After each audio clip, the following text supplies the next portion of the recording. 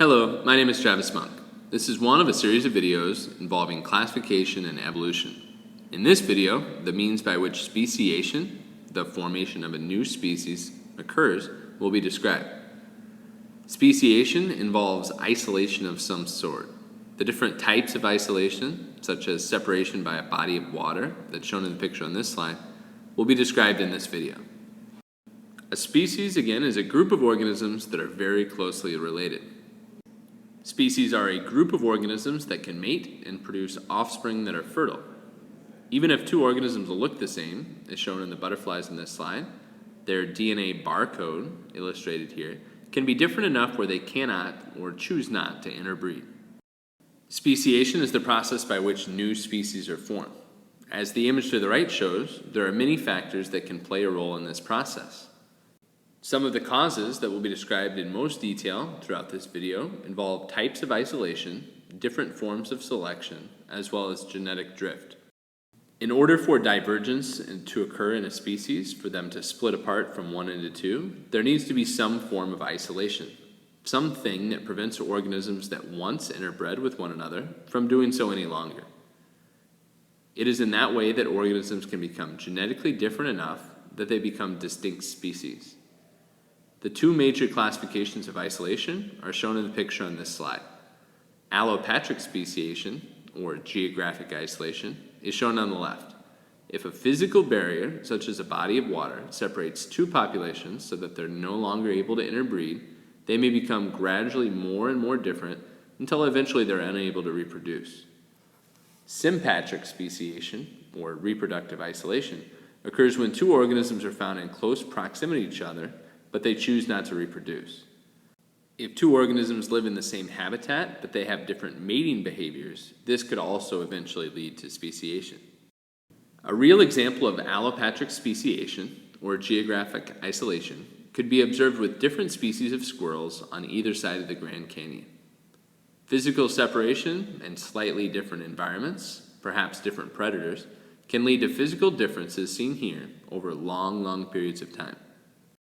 There are many ways that organisms can live in close proximity, yet remain genetically isolated from one another. The two major classifications of sympatric speciation are pre-zygotic and post-zygotic isolation. Pre means before, and a zygote is a fertilized egg. Pre-zygotic barriers are, therefore, things that can happen to separate a population before an egg would be fertilized, before pregnancy could occur.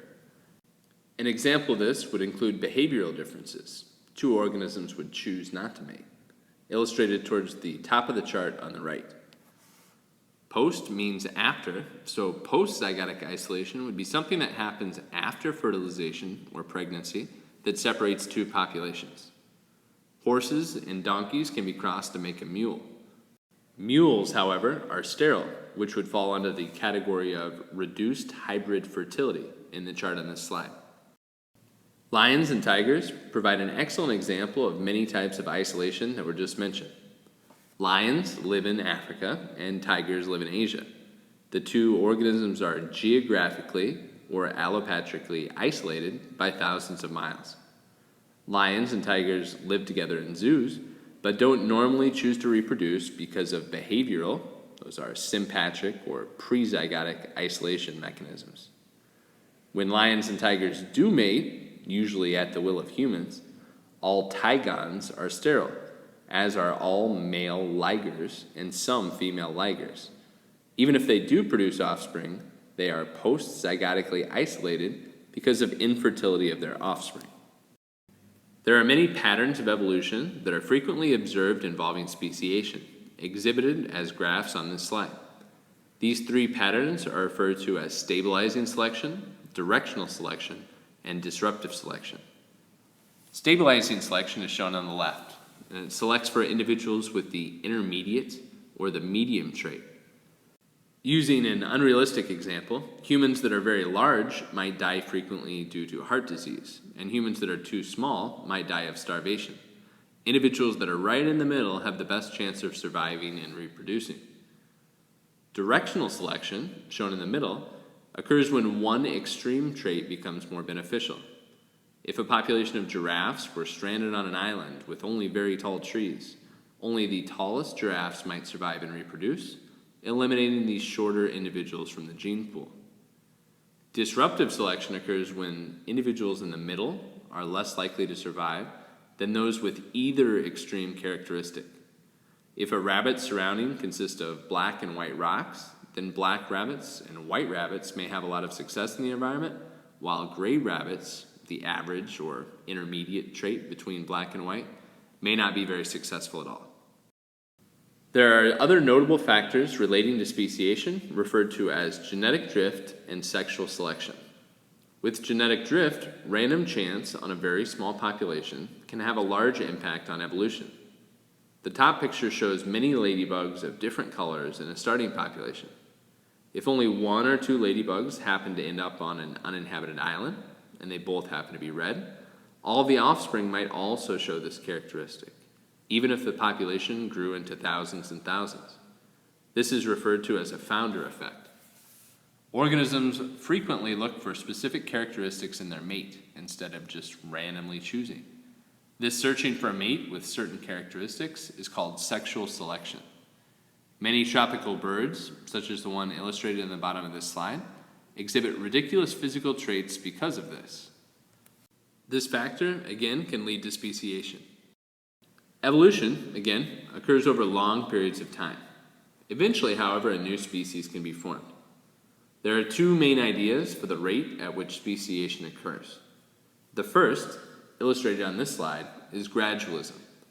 Slowly and steadily, that is, gradually, species become more and more different. Little changes add up, caused by the means that were described throughout this video, and eventually you have the formation of a new species, which is speciation. A more recent and more accepted explanation for the rate at which speciation occurs is referred to as punctuated equilibrium. This explanation suggests that most species are very well adapted to their environment. As a result, there's not a strong selection for one trait or another. When the environment changes, however, certain characteristics may become more advantageous for an organism's survival. A change in the environment can lead to a swift evolution of the population. This effect has been observed many times with insects and bacteria.